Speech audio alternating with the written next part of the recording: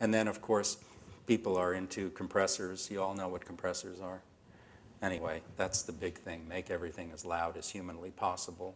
And the abuse of compressors also is a problem.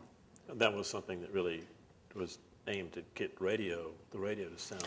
Yeah, but what people don't understand is that it really has the opposite effect. When you have a highly compressed record, unless it's done by someone really good, because there are engineers, Dave Fortman being one of them, he does Evanescence. Here's a guy, he does supergroup, he does a lot of really heavy metal, he does, death metal, really great stuff. It's fantastic, because he's fantastic. And when he does it, it still has this great power and great breadth to it, but yet that meter just sits like that. That meter does not move. Interesting. But it sounds like it does. Yeah. It sounds like it has great dynamics. But he's really, really good at what he does. Most people, if it's sitting like that, it sounds like crap. Yeah. I do want to say something about the radio and compression. The thought that if you compress it, you make it really loud, and then it gets on the radio, it's going to be louder than somebody else's, is really a fallacy. The fact of the matter is that they're going to compress it again.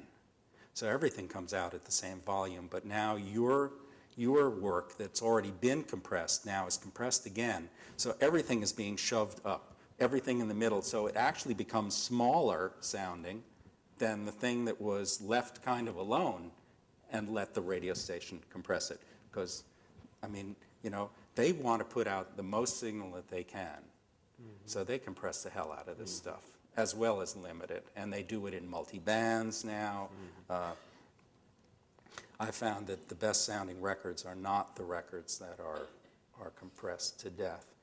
The other thing in mastering now, all the mastering engineers are asked that to make it as loud as humanly possible, which is just horrendous. Right. It makes it difficult to even listen to a whole CD that's just so loud. Right. There's never a break. And when you hear like a Johnny Cash, his last album was done by Rick Rubin, who has, a great record company. And Rick Rubin does great stuff, but why does it have to be so loud that it's distorted? It's Johnny Cash, for God's sakes. It's not Megadeth, it's Johnny Cash. There's a place for all this different music. There's a place for all the different techniques. But not everything has to be loud.